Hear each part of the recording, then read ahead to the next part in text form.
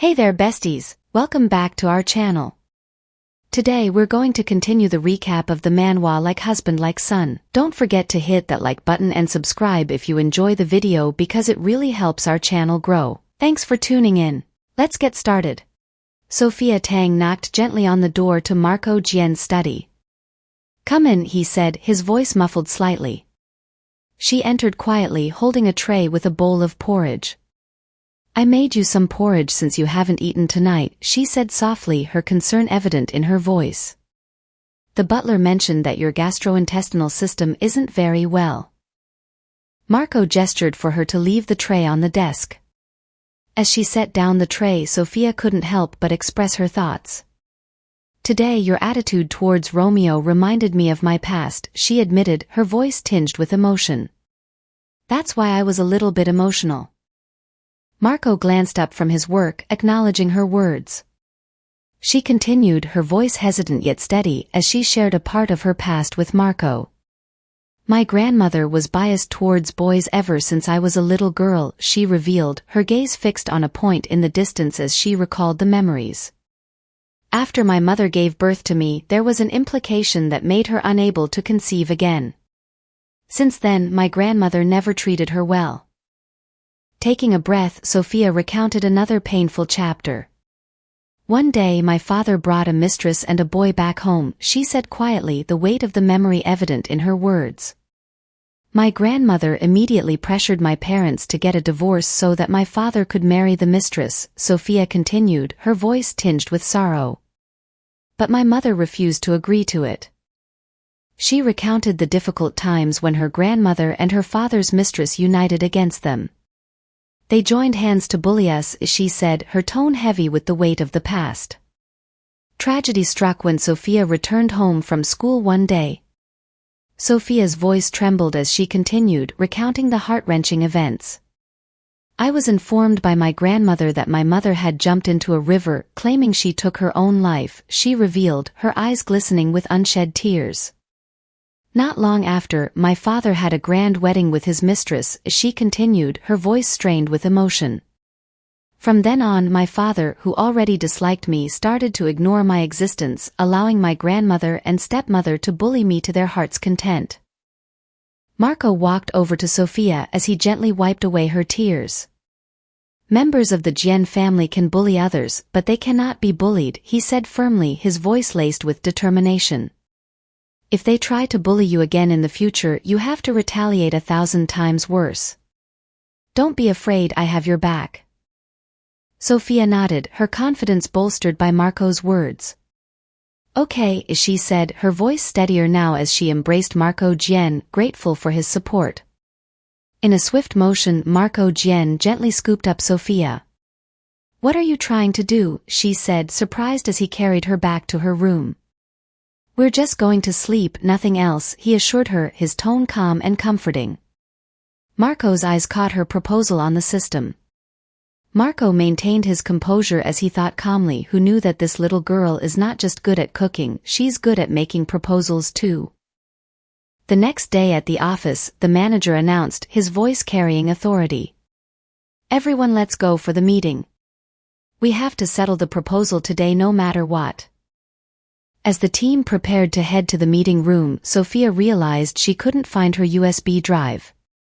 "Manager," she spoke up, her tone tinged with concern, "the USB drive that my proposal was on is gone." "How could it disappear?" Her manager turned to her, eyebrows furrowed in concern. "Did you leave it at home?" he asked, his voice suggesting a hint of hope that it might have been a simple oversight. Sophia explained to her manager that she had left the USB on her desk, but it disappeared the moment she returned from the washroom. Anxious, she searched for any trace of her missing USB stick. "Manager, I don't think she left it at home." "She might not have done it at all," Ruby Shui remarked, her tone lacking any remorse. At that moment, Sophia's suspicion turned towards Ruby Shui, suspecting that she might have stolen her USB stick. However, she refused to dwell on it. "It doesn't matter if it's gone," she declared, her voice resolute. "I've already committed the proposal to memory. Those who are up to no good can steal my USB, but they can't steal the creativity in my brain."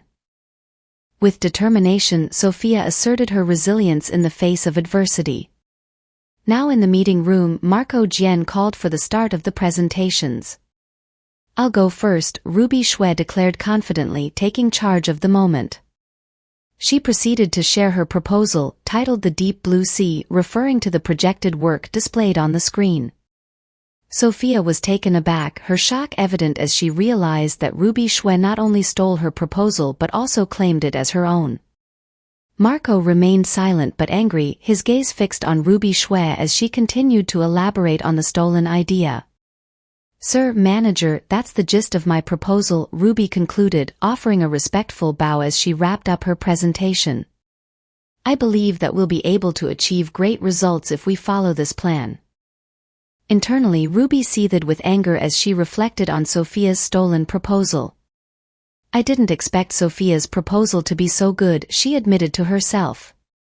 "It's a good thing Ivonne stole it for me, otherwise I'd definitely lose, and then I'd have to leave the Jian E group according to our bet."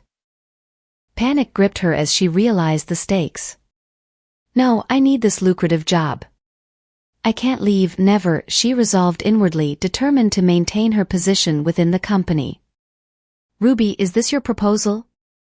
Marco Jian's voice cut through the tension in the room, his eyes blazing with fury as he confronted her.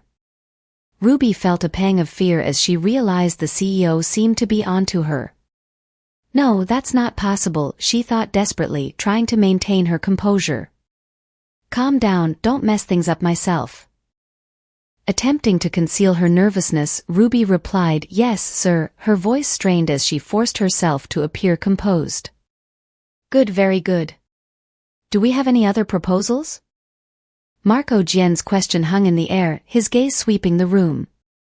He turned his attention towards Sophia, silently urging her to speak up. "Sophia, I'll give you justice if you say it out," Marco thought to himself as he observed her from the corner of his eye. Before Sophia could respond, Ruby interjected, her voice laced with malice as she pointed a finger at Sophia. "Sir, Team 5's leader, Sophia, has another one," she said, her eyes flashing with an evil glint. Sophia was startled for a moment, but she gathered herself and rose from her chair. With determination, she walked up to the podium and began her presentation. "Based on the product's characteristics and target audience, I've set the theme this time to be a starry night," Sophia announced, her voice steady and confident as she delved into her proposal. Her speech about the starry night theme for their products captivated the crowd, leaving them in awe and amazement at her creativity and vision. "This is my proposal," Sophia declared as she concluded her presentation. "As my previous proposal was too similar to Ruby's, I gave it up. I hope that you guys will forgive me for not having a presentation for you to refer to." There was a stunned silence in the room as Sophia's words sank in, particularly for Ruby Xue and Ivonne, whose expression betrayed her shock and disbelief. She thought of this proposal on her feet? Ruby pondered in disbelief as she watched Sophia's impromptu presentation. "Then Ruby, which proposal do you think is better?" Marco Jian asked with a smirk, his gaze fixed on her. Caught off guard, Ruby's mind raced for a response. "I'll choose Sophia's proposal," she replied, forcing a fake smile. "Even though it lacked preparation, but if we improve it a little, it'll be the perfect proposal." "Looks like Ruby knows what's good for her," Marco remarked to the room, causing murmurs of amazement among the staff. Ruby found herself starstruck by Marco's unexpected praise. "I was right, the CEO already saw through everything, and he was just testing me," Ruby thought to herself, feeling embarrassed by her earlier behavior. "If I did not know what's good for me and chose my own proposal, then I'll definitely end up worse than resigning myself. Then these orders will be handled by Team 5's leader, Sophia," Marco Jian declared, his voice authoritative as he dismissed the meeting. "The other teams are to cooperate unconditionally. Show me a satisfactory result." With that, Sophia found herself entrusted with leading the project as the weight of responsibility settled upon her shoulders. Ruby approached Sophia, her expression a mix of resignation and sadness. "Sophia, you won," she admitted, her voice heavy with defeat. "I'll do what we agreed on and resign myself." Sophia regarded Ruby with a serious expression. Your resignation is not important, she replied calmly. I just want us to get along well as colleagues and not sabotage each other. That's the biggest objective of this bet. Tears welled up in Ruby's eyes as she stammered out an apology. I'm sorry, she stuttered, her voice choked with emotion. Sophia, sorry to trouble you, but please bring these documents to the CEO, the manager said. Sophia agreed, her expression composed as she took the documents from him. All right, she acknowledged softly before making her way to Marco Jien's office. With a gentle rap on the door, she announced her presence. Come in, his voice beckoned from within. As Sophia turned the knob and pushed the door open, she began. Sir, but her sentence was cut short as Marco Jien swiftly pulled her into the office, surprising her momentarily. Aren't you going to explain what happened in the meeting, Mrs. Jien? Marco inquired, his hand gently holding Sophia's. Sophia paused for a moment, meeting his gaze directly. There's nothing to explain, actually, she replied evenly, her tone carrying a hint of determination. But will you trust me, she added, her eyes searching his for sincerity. In that moment, Sophia reaffirmed to herself that trust was paramount in any relationship, even with Marco, despite his kindness and care. She remembered the pain of love without trust with Wayne, and she couldn't allow history to repeat itself. Of course, Marco exclaimed innocently, a hint of amusement in his tone. Even Ruby could tell that I'm standing on your side. He chuckled inwardly at the thought. Thank you, Sophia responded, her gratitude genuine yet puzzling to Marco. Before he could contemplate further, Marco couldn't restrain his urges any longer and impulsively pulled her toward him, pressing his lips against hers. The couple kissed passionately, Sophia's back pressed against the door. Suddenly Lee barged into the office without knocking, catching them off guard. In the process, he accidentally hit Sophia with the door, causing her to bite Marco Jien's lip inadvertently, injuring him in the process. Your lips, Sophia exclaimed upon seeing Marco bled, her concern evident in her voice. Lee, startled by his own actions, immediately regretted his intrusion.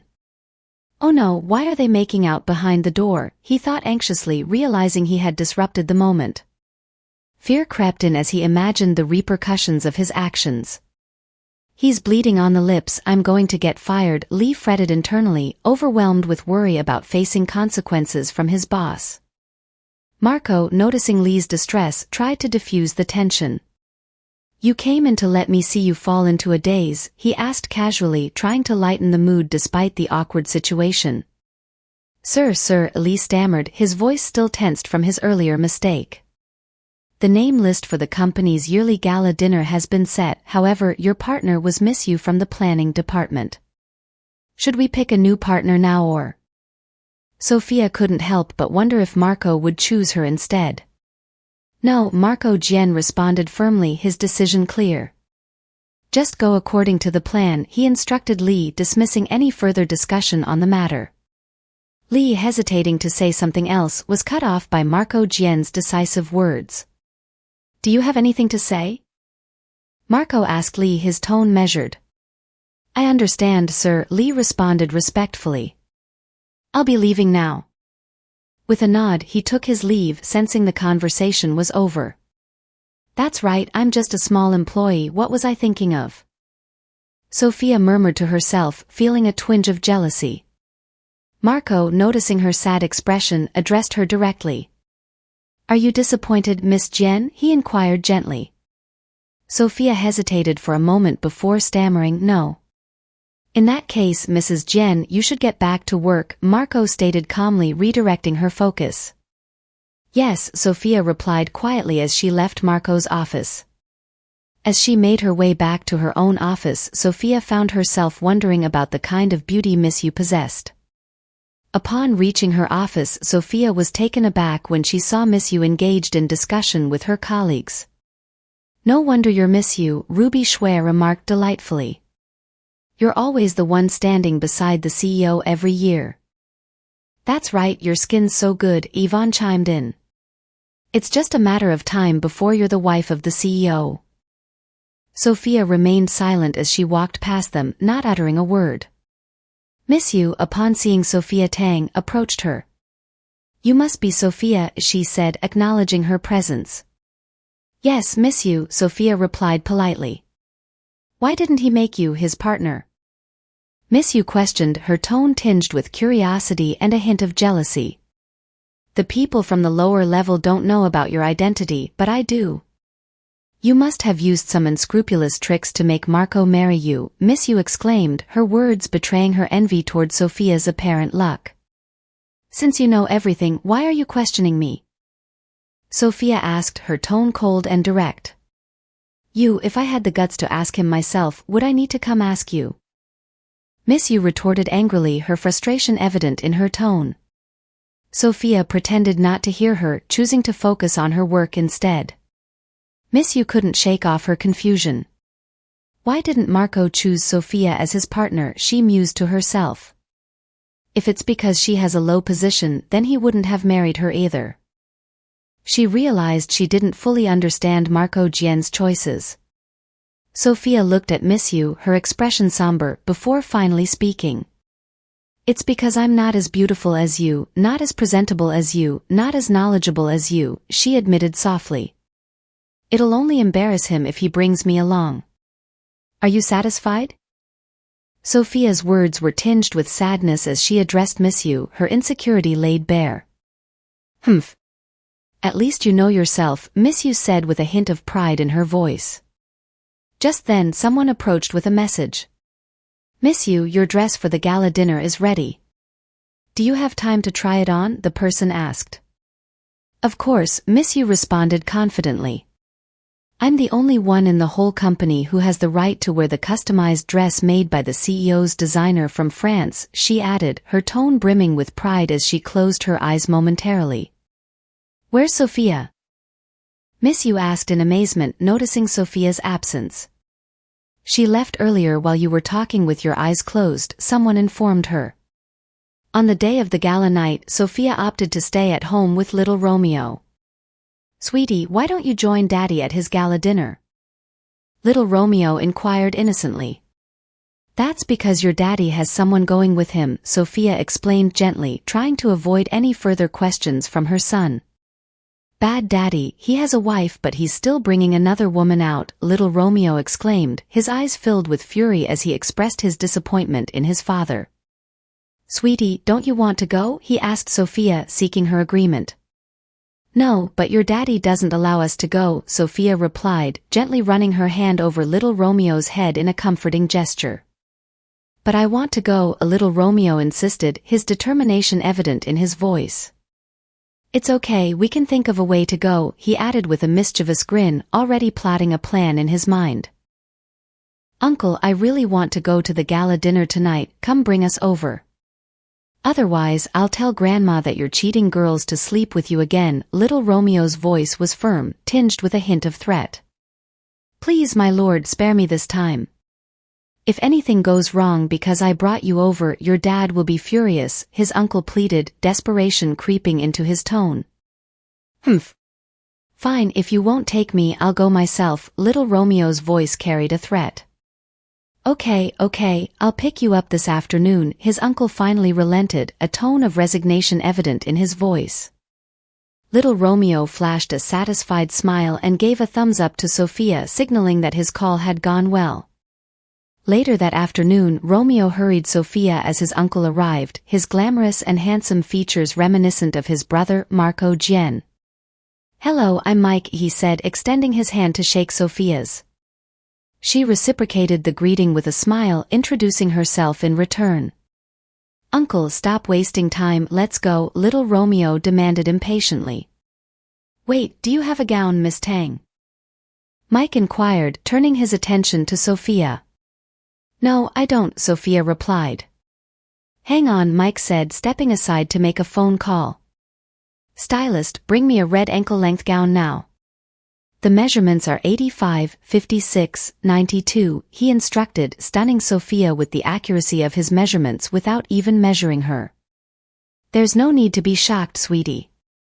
As long as it's a woman, Uncle can tell her measurements with just one look, little Romeo reassured Sophia. Yeah? No, with one look? Does that mean he's been with countless women? Sophia thought to herself, her expression turning heavy. She couldn't help but draw a comparison to Wayne Luo. They finally made it to the gala dinner, dressed fantastically, all thanks to Mike's assistance. As they stepped into the hall, murmurs arose among the attendees. Isn't that the second young Master Jian? And who's the girl next to him? She's gorgeous, the attendees remarked. Marco Jian's displeasure was evident as he noticed their presence. They even came, though I forbade them to. Humph, how dare they, he thought angrily. Observing Sophia's dolled-up appearance despite accompanying another man only fueled his irritation. What a naughty woman. Looks like she lacks some obedience, Marco thought to himself, his frustration mounting. This is not a place for you. Send him back home now, Marco demanded upon seeing little Romeo at the gala dinner. Mike attempted to plead with his brother, but little Romeo began to insist loudly that he wasn't going home, causing a scene with his childish screams. That kid's the Jian family's heir who was never seen in public, one lady whispered to another. I think so. That's when Master Jian got. The second lady started to say but was interrupted by the first lady. Hush, keep it down. If we offend Master Jian, our lives will be tough in the future, the first lady cautioned quietly to her companion. Sophia now understood why Marco wouldn't allow little Romeo to attend such events. Marco Jian remained silent as he observed his son crying out, the spectacle unfolding for all to see. Okay, what's going on here? A lady asked, walking up to witness the scene created by little Romeo. Grandma! Little Romeo cried out, rushing to hug the lady. Oh, my little darling, why are you here? She asked little Romeo happily as she embraced him. Let's go get some nice food, she said, leading the child away from the adults. As they moved away, Marco glanced at Sophia coldly. You should leave now, he stated, backing her with his commanding presence, stunning her.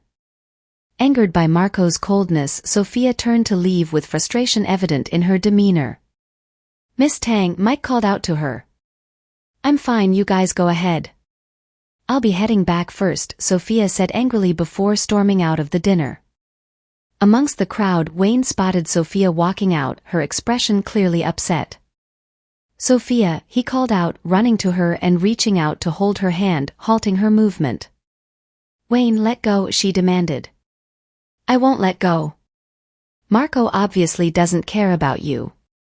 Leave him, Wayne insisted, still holding on to her hand firmly. This is the group's annual dinner. I'm going to scream for help if you don't let me go, Sophia exclaimed, her tone tinged with a hint of threat, trying to free herself from Wayne's grasp. Let's go somewhere quiet, Wayne said with an unsettling smile on his face.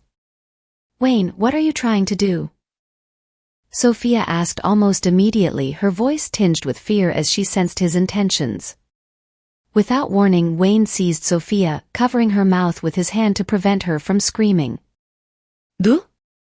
I've always regretted not taking you for my own then, he said with jealousy evident in his tone as he led Sophia out of the room. Wayne forcefully led Sophia to the back staircase of the building before finally letting go of her. Wayne, I beg of you, please leave me alone, Sophia pleaded desperately. How could I leave you alone? Wayne retorted, still gripping her arm tightly.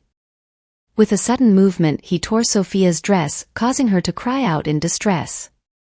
Sophia's distress only seemed to please Wayne as he looked and rubbed her thigh with a twisted sense of satisfaction.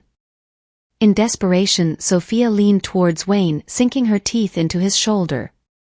Wayne cried out in pain and reacted by hitting Sophia forcefully.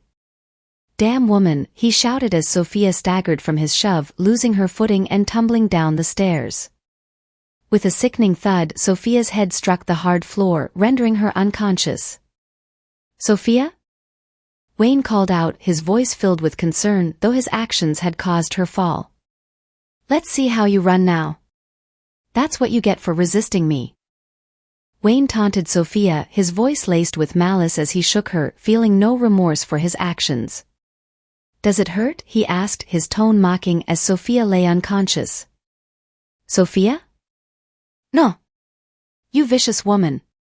You'd rather die than let me touch you. Wayne screamed at the motionless Sophia, his anger boiling over.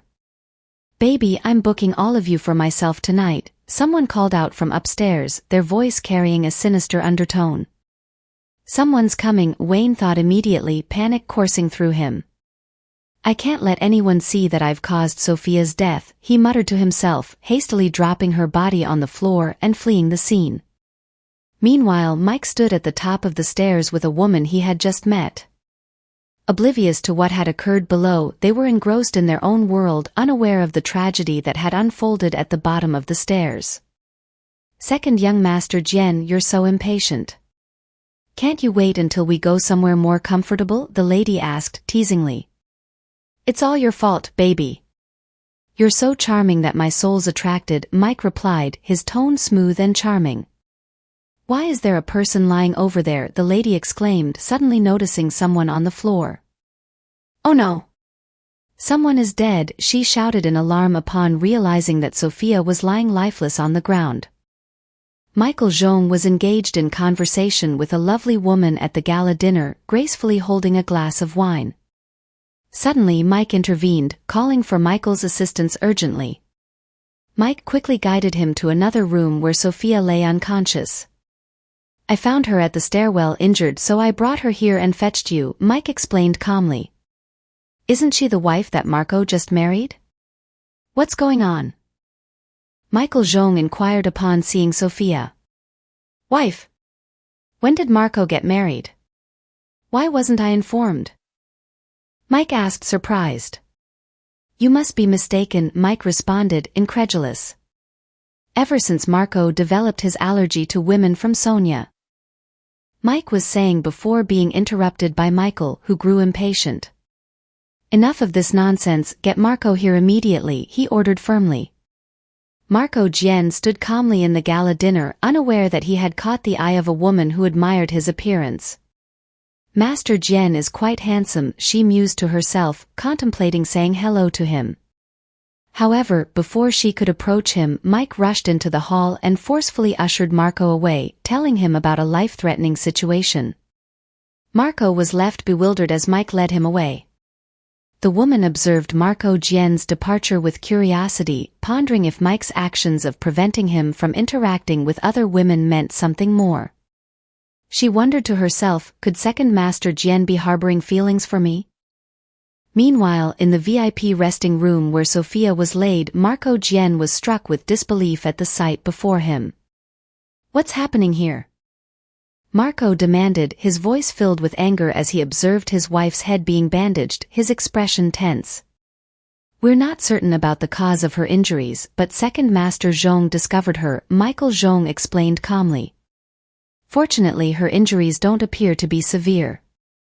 I've already tended to them, he added reassuringly. You should stay here and keep an eye on her and bring her to the hospital in the morning, Michael Zhong instructed calmly. Meanwhile, Marco Jien's mind was consumed with anger, wondering who had dared to lay a hand on Sophia. Suddenly Sophia cried out in pain, causing Marco to call out to her. Mrs. Jien, he said softly, concerned. However, Sophia, in the midst of a nightmare, pleaded for it not to come near her, crying out for help. Puzzled, Marco remembered the last time Sophia had cried out for help, she had called out Wayne's name. Who do you want to save you, Mrs. Jien? Marco inquired gently, leaning closer to Sophia. Marco, save me, Sophia stuttered, still caught in the grip of her dream. Relieved, Marco reassured her, yes, Mrs. Jien, you did wonderfully today. You'll be well rewarded. With a tender kiss, he comforted her. As Marco kissed her passionately, he couldn't help but think, that's right, remember my name, Sophia, as he kissed her passionately. The next morning, Sophia suddenly shouted, no, no. Mrs. Jien, you're finally awake? Marco Jien said, his voice filled with concern. Sophia, startled, stuttered as she realized Marco was beside her in bed. Marco, she managed to say. Why am I here? Where is this place, she asked, looking bewildered. Surprised by her questions, Marco asked gently, "Do you remember who injured you last night?" "Injured? When was my head bandaged up?" Sophia questioned, her hand instinctively reaching up to touch the bandage. "I only remember leaving the dinner last night. After that everything is blank," she explained, feeling a slight ache. Marco looked at her in disbelief. "You don't remember anything?" he asked, surprised. "I don't remember a thing," Sophia confirmed with a shake of her head. Why am I here?" Sophia asked, feeling lost and unsure of her surroundings, her mind clouded with confusion. Marco offered a soft smile. "You had a bit too much to drink last night and then you initiated things," he explained gently, causing Sophia to recoil, pulling the bedsheets tighter around herself, startled by the revelation. Later, Marco Jian accompanied Sophia to the hospital for further examination. "Lie down flat, please," a doctor instructed as he prepared her for a brain scan. Michael Zhong informed Marco that Mike had found Sophia in the stairwell outside the banquet hall, disheveled and unconscious. "I've checked, Sophia was not assaulted," Michael Zhong reassured Marco. "How dare he?" Marco exclaimed angrily, his frustration evident in his tone. "I suspect someone attempted to assault her, but she fell down the stairs and hit her head instead," Michael Zhong concluded thoughtfully. "The perpetrator likely thought she had died when she fainted and fled out of fear of being caught," he added. Marco inquired if Mike had seen who did it, to which Michael replied that he hadn't seen anyone. "There's no camera in the stairwell and Sophia can't recall," Michael Zhong explained. "But what puzzles me more is why she can't remember what happened last night," he mused, his hand resting on his chin. "I obtained her medical records and discovered that she nearly drowned a few years ago," Michael Zhong revealed. "Someone rescued her and took her to the hospital. When she regained consciousness, the doctor noted that she had lost almost a year's worth of memory," he explained further. Marco pondered this information. "So, could her memory loss be related to the incident 5 years ago?" he asked, seeking clarification. "Sophia also mentioned that her mother died by drowning," Marco Jian remarked. "It seems we need to send someone to investigate," he added, considering the possibility. Michael Zhong nodded in agreement. "It's highly likely, but it's unlikely to be a simple case of drowning. There must be more to it," he suggested. Michael paused, indicating he had more to reveal about Sophia's past.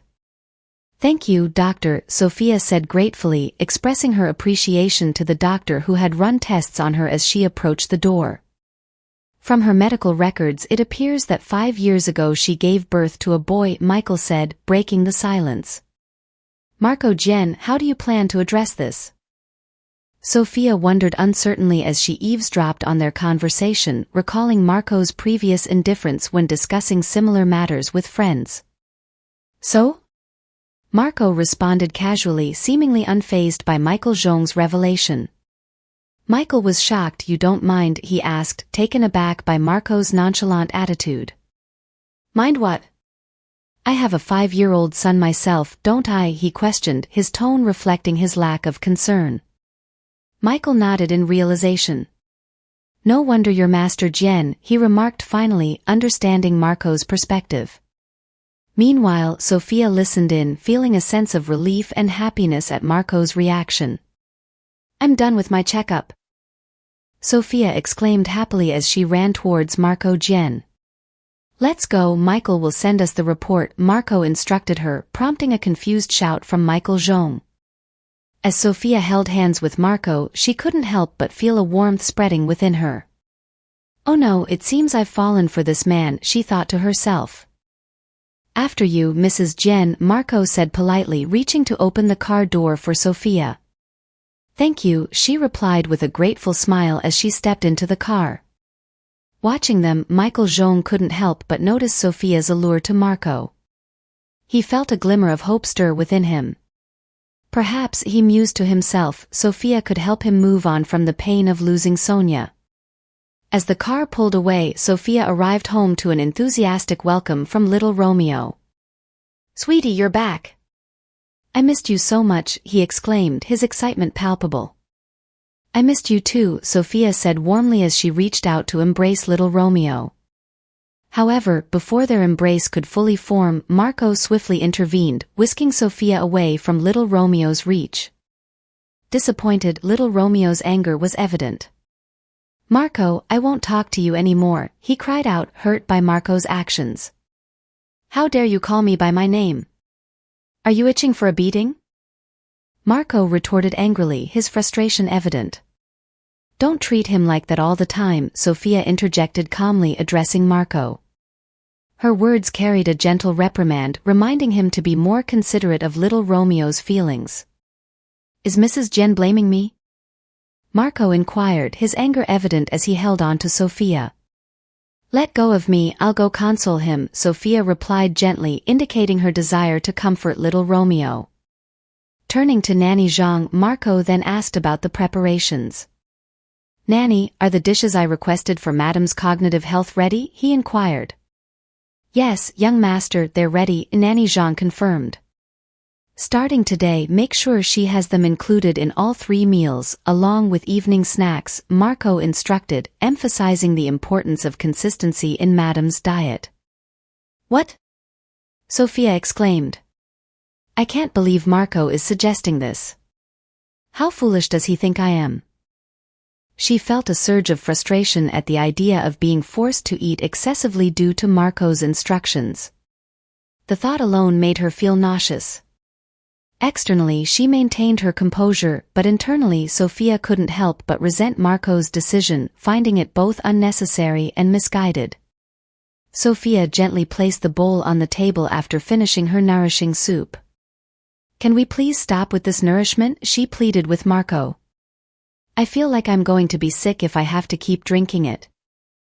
Marco remained firm in his decision. What you lack normally needs to be added in, he explained. Besides, in a few days' time your proposal will enter the bidding stage. When that time comes you'll have to go to Thailand to participate in the shoot, he informed her matter-of-factly. That's right, Sophia thought happily.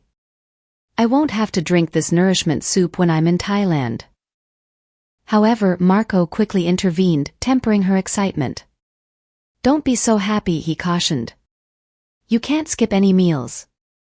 Feeling somewhat deflated, Sophia nodded in understanding. Later, Marco expressed his thoughts to Sophia. Mrs. Jen, don't you feel that we should make full use of these few days? He asked, catching her off guard. Their conversation led to a moment of intimacy, and they shared a tender moment together later that night. On the day of the shoot, Sophia arrived in Thailand undeterred by the delayed flight. Despite the setback, she maintained her optimism. Apologies everyone, the flight was delayed, she announced upon her arrival. Let's begin filming. However, her enthusiasm was met with a harsh remark from a colleague named Ivonne. Who knows who you slept with last night, you're so late. Ivonne exclaimed loudly, clearly irritated by Sophia's tardiness. Sophia, caught off guard by the accusation, responded awkwardly. You're actually right. I was with the CEO last night, my body's still aching, she replied, attempting to diffuse the tension with a touch of humor. You are shameless. Ivonne exclaimed at Sophia, her frustration evident. How dare you insult our CEO? Miss you, did you hear that? Ivonne continued, addressing Miss you as she pointed accusingly at Sophia. Miss you responded coldly, her tone devoid of sympathy. I heard it, so what? She retorted. It's a fact that she slept with the CEO last night. Her words carried a sense of indifference, adding to the tension in the room. How is that possible? Ivonne thought in disbelief, taken aback by Miss Yu's unexpected response. She couldn't fathom how Miss Yu could make such a claim. Miss Yu's expression darkened further, her dissatisfaction apparent. Sophia's marriage to Marco had already stirred resentment within her, and Yvonne's remark only fueled her discontent. Who else should I scold but you? Miss Yu thought, her frustration boiling over. Her thoughts carried a sharp edge, highlighting her displeasure with the situation. As for you, Yvonne Chu, all you do is stir up trouble instead of focusing on your work, Miss Yu reprimanded sternly. If you create any more problems for us and delay the progress, you'll face severe consequences. Feeling chastised, Ivonne responded with a stutter, acknowledging her mistake. Yes, I won't do it again, she replied, her shame evident in her voice. Ivonne couldn't shake off her unease about Sophia's relationship with the CEO. She couldn't help but wonder what Sophia had done to gain Miss Yu's favor. Even Ruby, another colleague, conceded defeat in the face of Sophia's apparent influence. Stop being so arrogant, Ivonne seethed inwardly, her anger simmering. We're not in the office anymore, and you have no backer. Let's see how I make things difficult for you. Everything's ready? Let's start filming, Sophia said confidently to the movie director, eager to begin. The shoot might need to. Before the director could finish speaking, an actress suddenly interrupted with a loud yell, catching everyone's attention. Hey! What kind of lousy weather is this? The actress exclaimed, frustrated by the heat. And what drink is this? Are you trying to make me die from the heat? I want something chilled, she demanded, directing her anger at the waiter who served her. This is chilled, the waiter stuttered, his voice trembling slightly. The actress refused to back down. Am I right or are you right? She snapped. If I say it's not chilled, then it's not chilled, she barked at the waiter, her tone sharp and dismissive. I'm sorry, I'll go get it again, the waiter apologized hastily, retreating to rectify the situation. Director, I'm feeling so hot. Can't we continue filming tomorrow? The actress pleaded with the movie director. My dear star, this is the tropics. It's the same weather all year round, the director explained patiently. But it's exceptionally hot today. If this keeps up, I'm afraid I'll suffer from a heat stroke, the actress insisted, expressing genuine concern for her well-being. Why don't we start earlier tomorrow? The actress begged, hoping to avoid the intense heat. Okay then, we'll start work earlier tomorrow, the director agreed, accommodating her request. Miss Luo, considering that 8 in the morning is when people are most energetic and productive, Sophia interjected politely, perhaps we could aim to conclude today's tasks earlier. It would benefit everyone, allowing us to wrap up sooner and have some well-deserved rest. What do you think? Angered by Sophia's suggestion, Mimi Luo retorted sharply. Who are you? What rights do you have to instruct me? She demanded, her tone laced with irritation. I am. Sophia was introducing herself calmly, but Miss Luo quickly interrupted her with disdain. I can't be bothered with you. I'm going now, Miss Luo said dismissively as she walked away. Stop right there. Miss Yu's voice pierced through the air, halting Miss Luo in her tracks. Gen-E Group did not pay you to come here and enjoy the scenery. Miss Yu's tone was stern, emphasizing the seriousness of the situation. Miss Luo trembled as she observed the woman's formidable presence. Her expensive attire and commanding demeanor hinted at a high-ranking position. Could she be Fifi Yu, the vice-chairman of Gen-E Group? Miss Luo pondered nervously. You're mistaken, Miss Yu, Miss Luo said tensely, trying to compose herself. I'm grateful to be chosen by the Gen-E Group for this opportunity. I'll do my best for the shoot, naturally. Miss Yu cut her off, her tone leaving no room for argument. What are you waiting for? Move and start the filming, she demanded, dismissing any excuses to which Miss Luo affirmed. Miss Yu sighed, returning her focus to the shoot. How useless. I'm going now, she said to Sophia as she made her departure. Can't even handle a shrew, Miss Yu thought with a side glance at Sophia before leaving. Sophia couldn't shake off a sense of relief mingled with confusion. Why do I feel like Fifi was here to help me? She pondered, feeling a bit calmer amidst the chaos.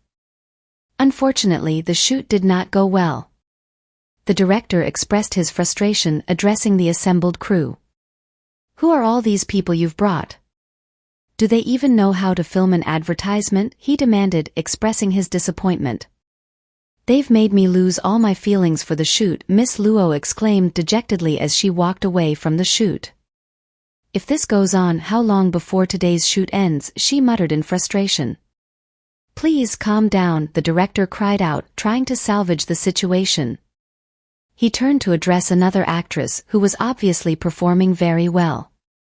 What's going on? Do you know how to act? He asked, pointing to her. Stella's performance stood in stark contrast to Mimi Luo's. Despite being a superstar, Mimi Luo maintained the same expression regardless of the scene, drawing attention to her lackluster performance. Sophia observed with concern as Mimi Luo portrayed the simple and strong female lead in the script as a scheming vixen. I'm sorry, director, Stella Lin said softly, acknowledging the tension. Scram! There are many people who are eyeing this role. You're not the only one we have, the director snapped rudely at Stella. Director, as an onlooker, I can see that she's not the one with problems in her acting skills, Sophia interjected calmly, trying to defuse the situation. I don't believe that you cannot see that, Sophia interjected, intruding on the director's decision. Who are you? How dare you criticize me, the director blurted out, his voice edged with anger. I'm a nobody. I just can't take it when I see people bully the weak but won't stand up against bullies, Sophia replied rudely. What is this? Does the GNE group allow anybody to just criticize the director like this? The director exclaimed, his frustration reaching a boiling point. I quit. You can find someone else to do it. With that he screamed, throwing his scripts on the floor in frustration. Since you've chosen to walk off the job, I'll have to report this to the higher-ups. You may go back and prepare the compensation for breach of contract, Sophia said, pretending to call the GNE board. Are you serious? You're the one who's interfering with the shoot. Even if it's a breach of contract, it's a breach on GNE Group's side, the director retorted. Oh. This was not written in the contract. Sophia countered, maintaining her stance. Why don't you go back and read the contract properly, director? Sophia challenged, annoying the director in the process. Are you guys very free? He shouted at some staff members nearby.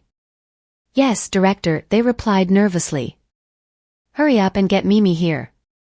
Do you want to pay the compensation? He barked at them, his frustration evident. Thank you for standing up for me. But that director and Mimi are both people who bear grudges. For the next few days you might find things very difficult, Stella Lin warned Sophia earnestly. It's okay.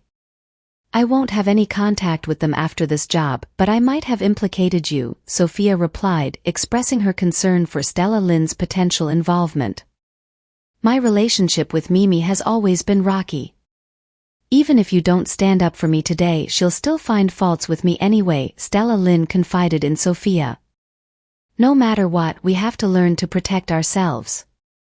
Tolerating everything will only encourage some people to bully you more, Sophia educated Stella Lin on defending herself.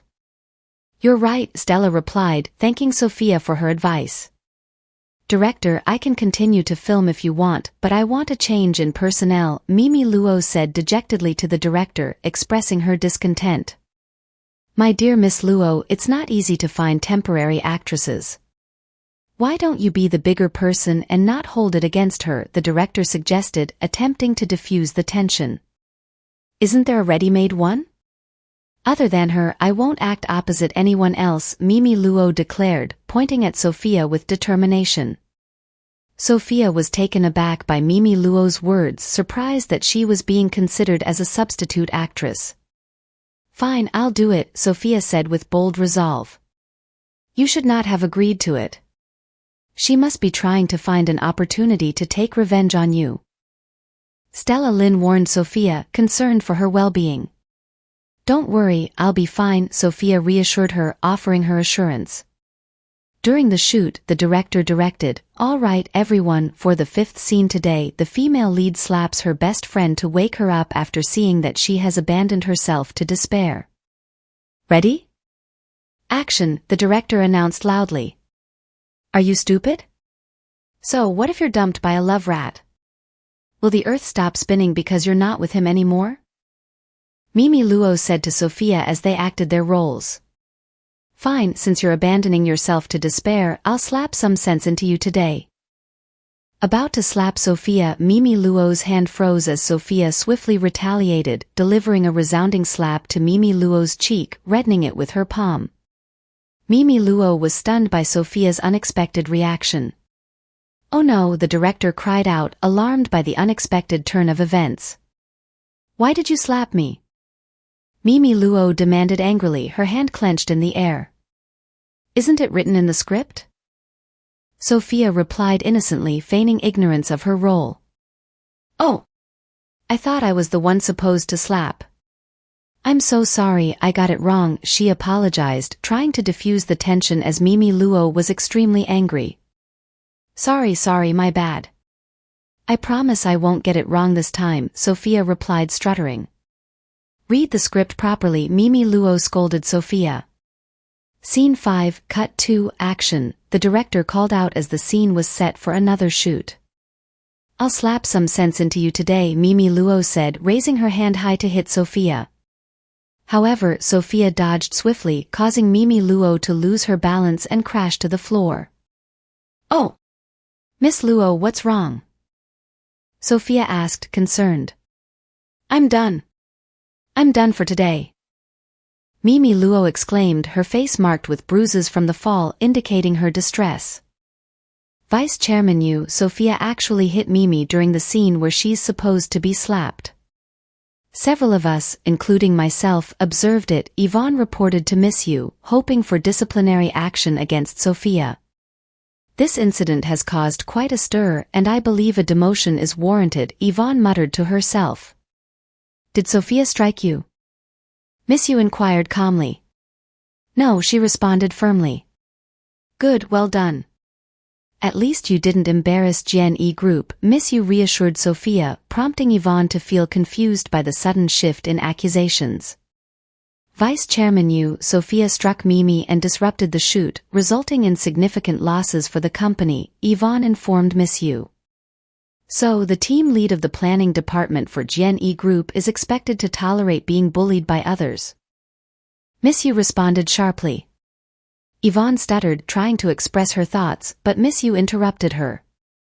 "You're so noisy. As the vice chairman, I haven't made any statements. Why are you panicking?" Miss Yu shouted at Ivonne, commanding her to leave. "I'll go," Ivonne said quietly as she exited the room, feeling frightened. Sophia couldn't discern whether Miss Yu was now a friend or a foe. Meanwhile, in Mimi Luo's room, a plan was being devised. "What? Work with you against Sophia?" Mimi Luo asked Ivonne incredulously. "Yes, Miss Mimi. I'm your loyal supporter. I can't just stand by after witnessing her strike you," Ivonne declared. Even though Mimi Luo felt reluctant to engage with Ivonne, the memory of Sophia's slap in front of numerous witnesses fueled her anger. "Fine, let's discuss your plans," Mimi Luo agreed, her expression reflecting her irritation. "Okay," Ivonne responded before outlining their intended course of action against Sophia. At night, Sophia peacefully slept in her room. Her door creaked open quietly and someone entered, spraying a mysterious perfume that caused her to sleep deeply.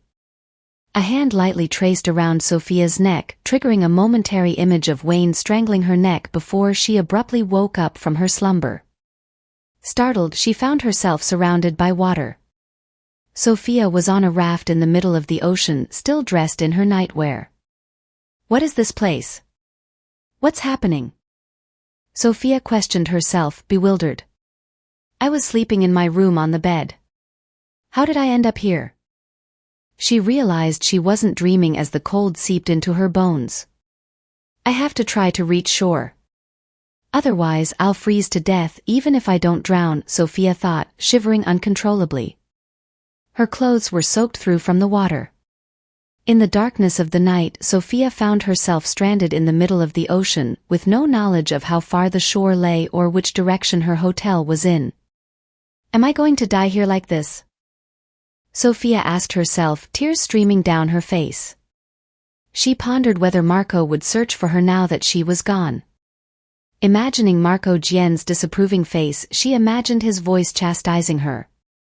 "Mrs. Jian, you're too dumb. You need to consume more tonic to nourish your brain, Marco Gien's imagined words echoed against the sky. Observing the constellation, Sophia recognized the pattern of the Big Dipper. Realization struck her, it was in the north. The hotel is near the shore of Thailand's sea in the south, she thought to herself. I just need to. Sophia's words trailed off as she broke off a piece of wood from her raft. I'll paddle with this, she resolved, determined to navigate her way towards the shore. I want to survive, for Roro, for Marco, Sophia declared with unwavering determination as she paddled ferociously towards the shore. At the same time, Marco Gien arrived in Thailand and headed straight to the hotel. I took an overnight flight to come and meet Sophia.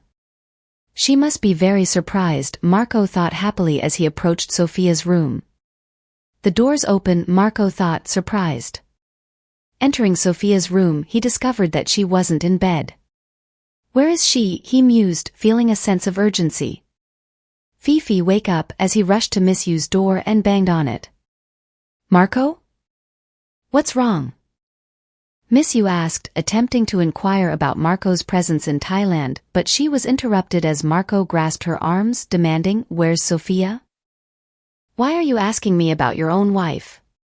She's in her room, of course, Miss Yu responded. Marco released Miss Yu's arm without saying a word.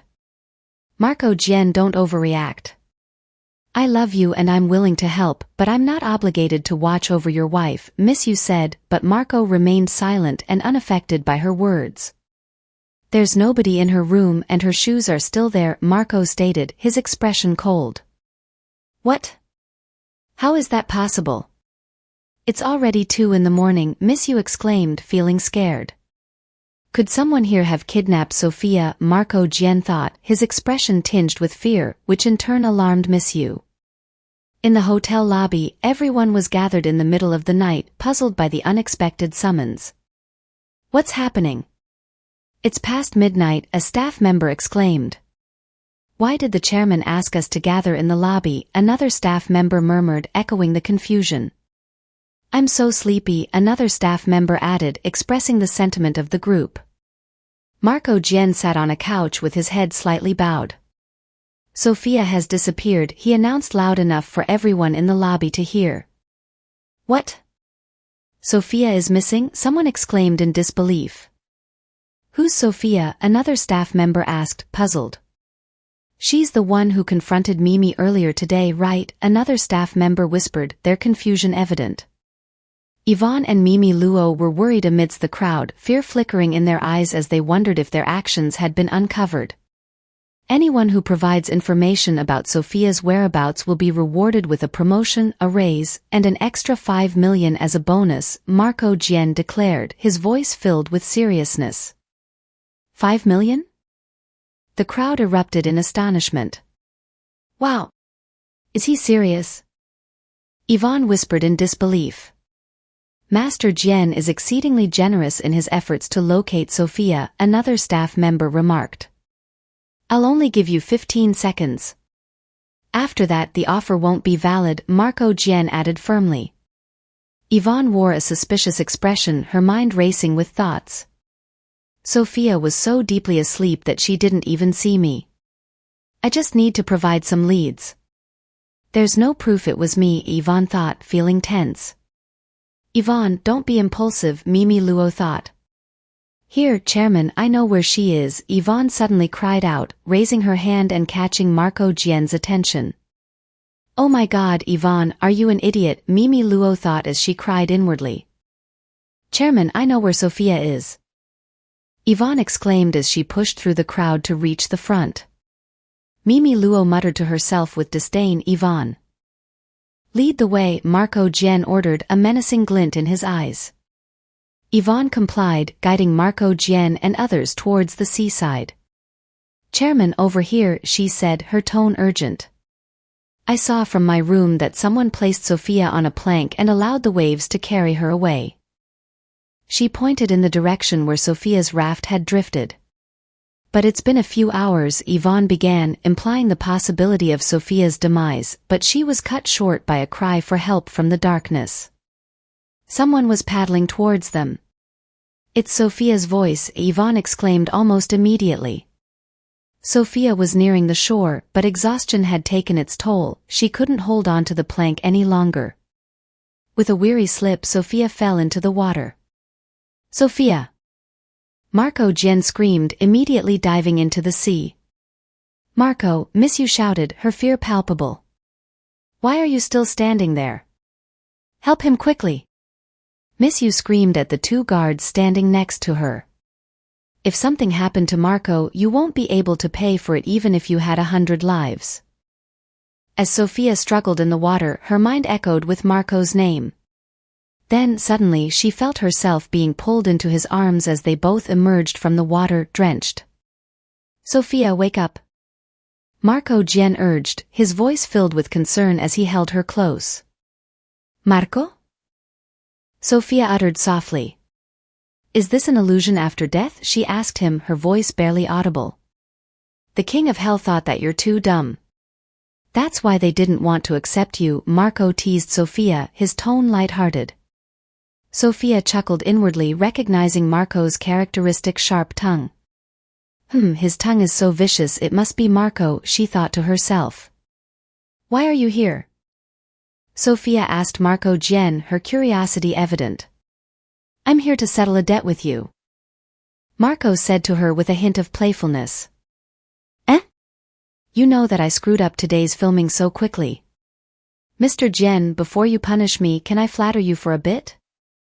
Sophia asked Marco, a mischievous twinkle in her eyes. I'll allow it, he replied, water still dripping from them both. Mr. Jen, you're really handsome.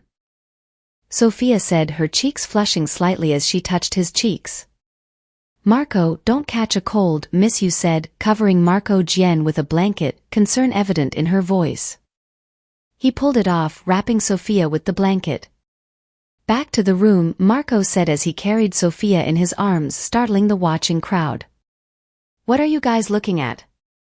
Go back to sleep, don't you have work to do tomorrow?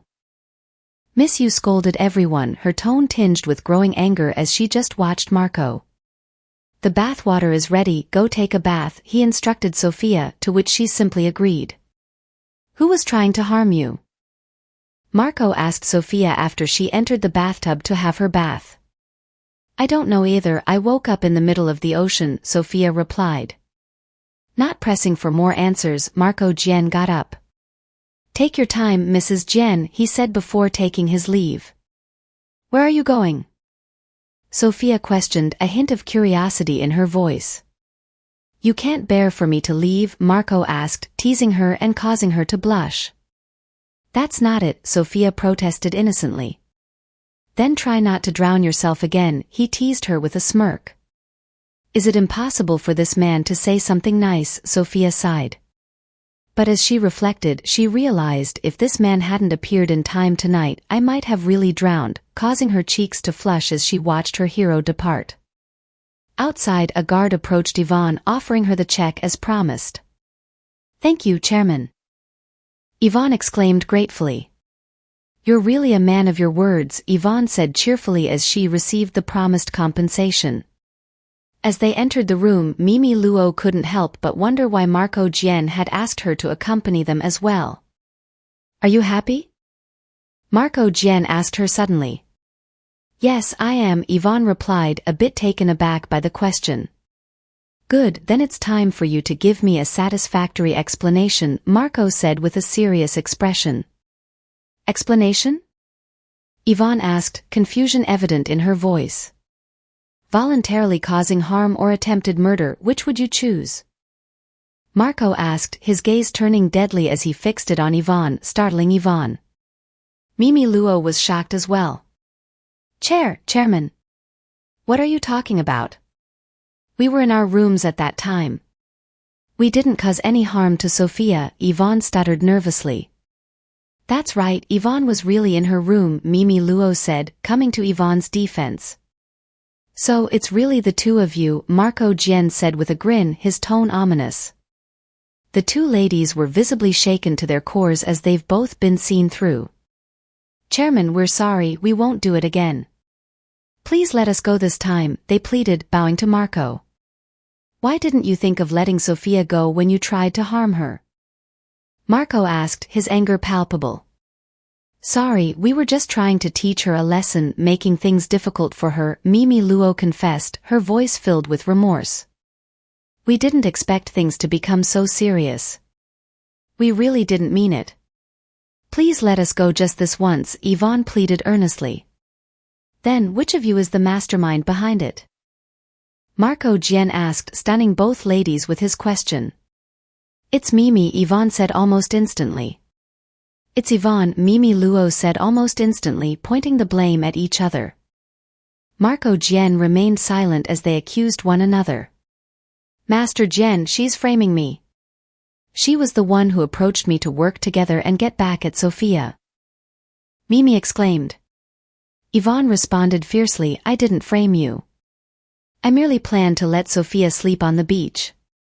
She was the one who wanted to let Sophia drift off into the sea. It doesn't matter who's the mastermind.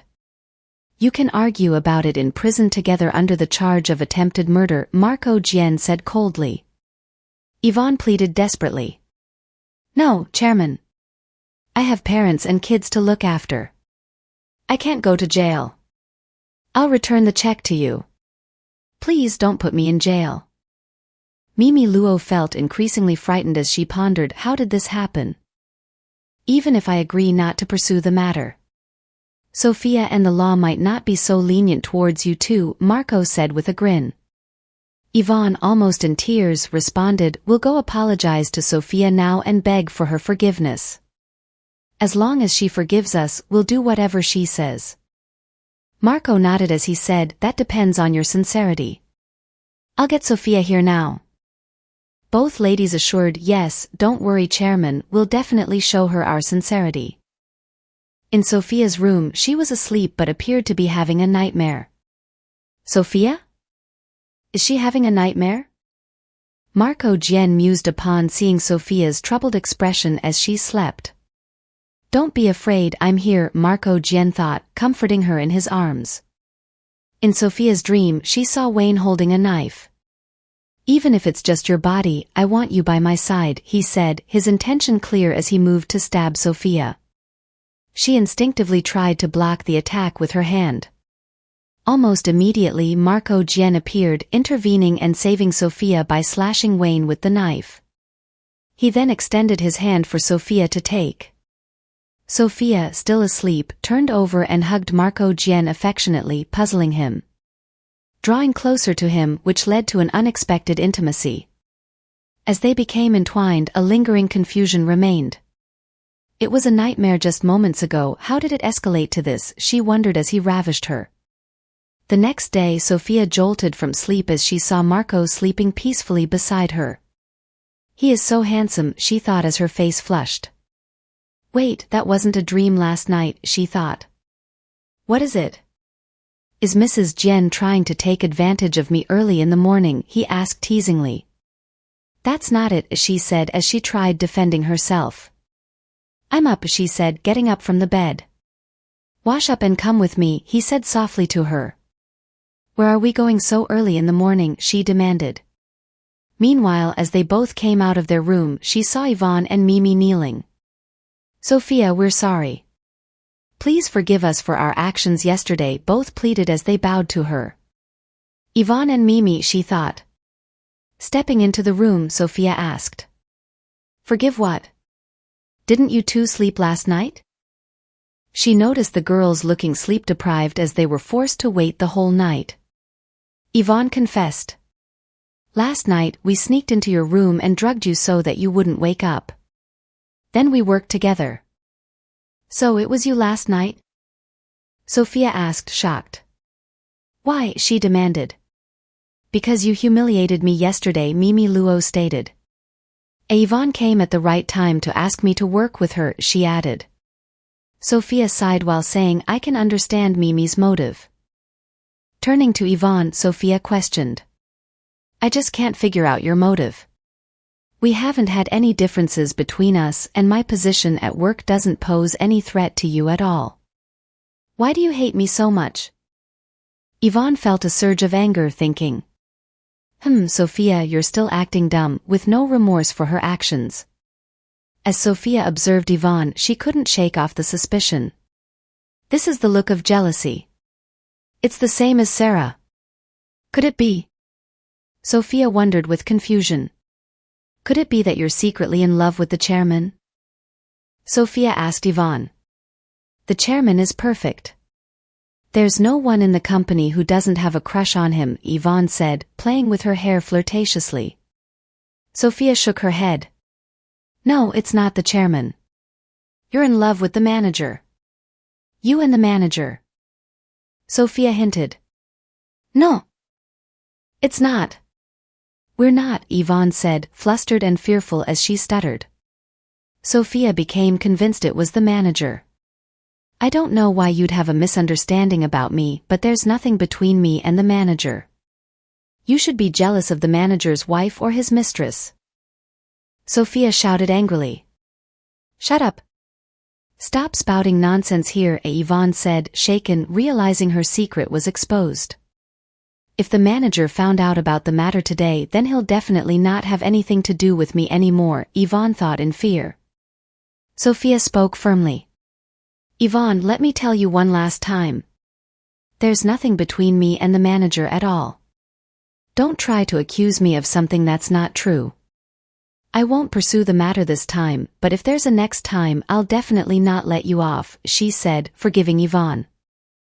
You said there's nothing between you, but judging by the way the manager looked at you, I don't believe it.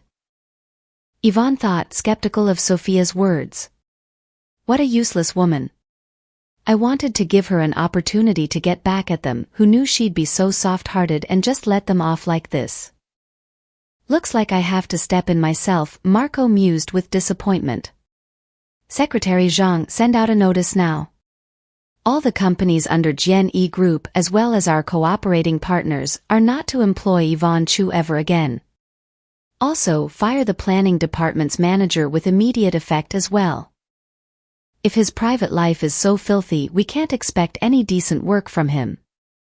Marco Jian said to his secretary. Yes, sir, the secretary replied. No, Chairman, the manager has always been professional and diligent in the company for all these years. He's innocent, you can't fire him. Yvonne said, terrified as she pleaded with Marco Jian. Take her away, Marco Jian ordered. The guards immediately complied, dragging Yvonne away. Chairman, you can't do this. Yvonne protested.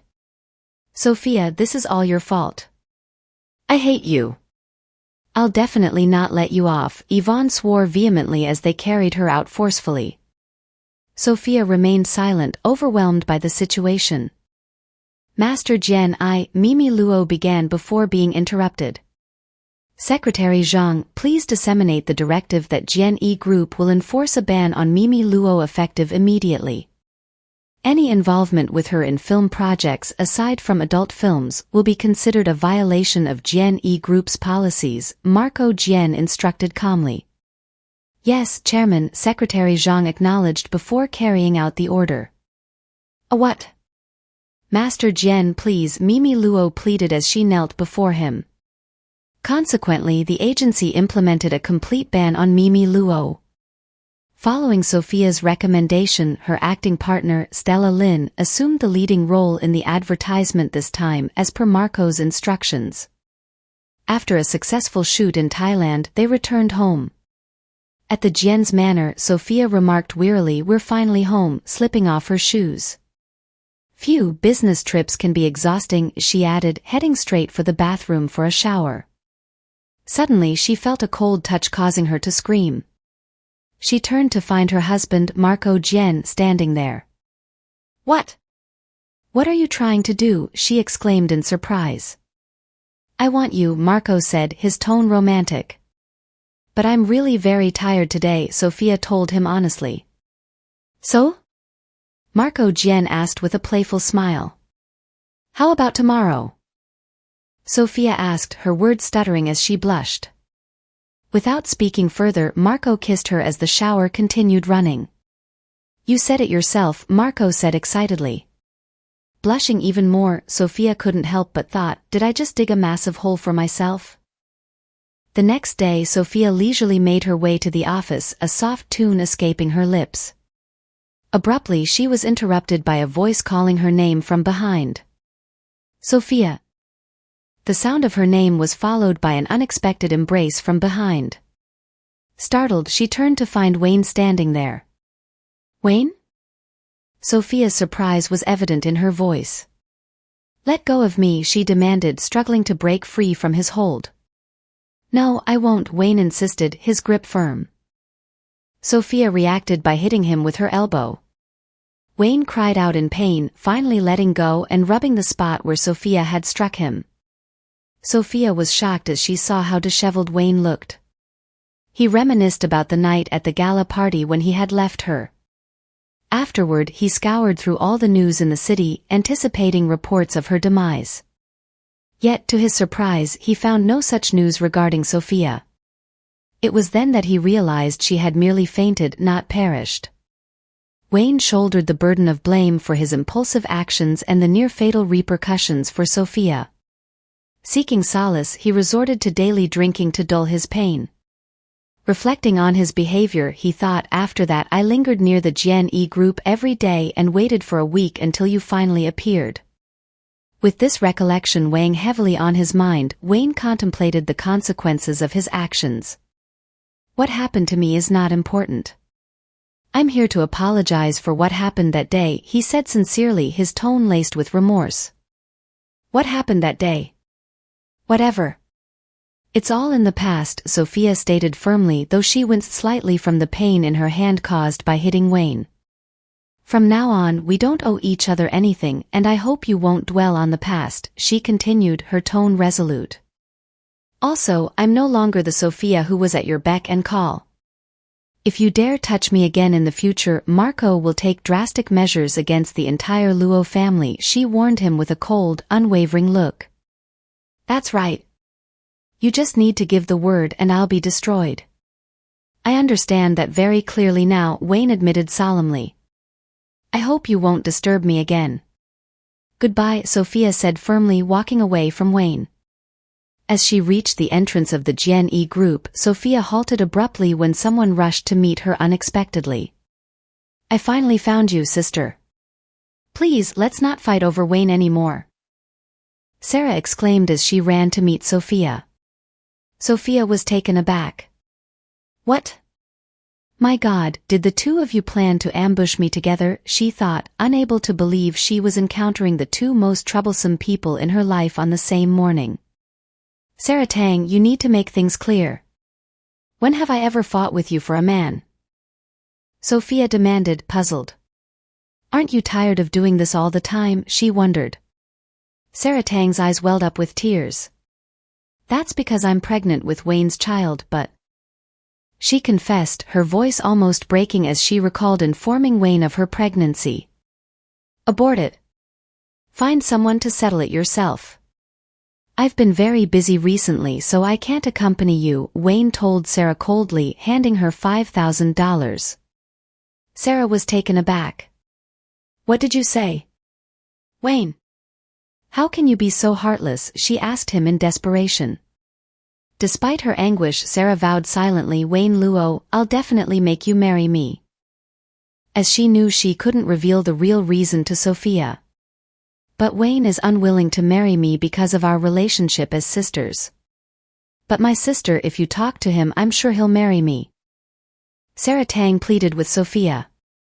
Sophia felt a wave of tension hearing Sarah's words. You mean you want me to talk to Wayne Luo and convince him to marry you, she asked incredulously. Yes, sister. If it's you, he'll definitely agree, Sarah Tang said, smiling hopefully. Oh my God, how could there be someone as shameless as Sarah Tang in this world? Sophia thought to herself, feeling conflicted. My views of life are being changed, she muttered to herself, feeling confused. Thank you for joining us on this incredible adventure. If you enjoyed what you watched, please consider liking, subscribing, and ringing that notification bell. Your comments mean the world to us and help us improve. The next episode promises even more excitement and unexpected twists, so stay tuned as we embark on this thrilling journey together. Keep the anticipation alive and we'll catch you in the next episode.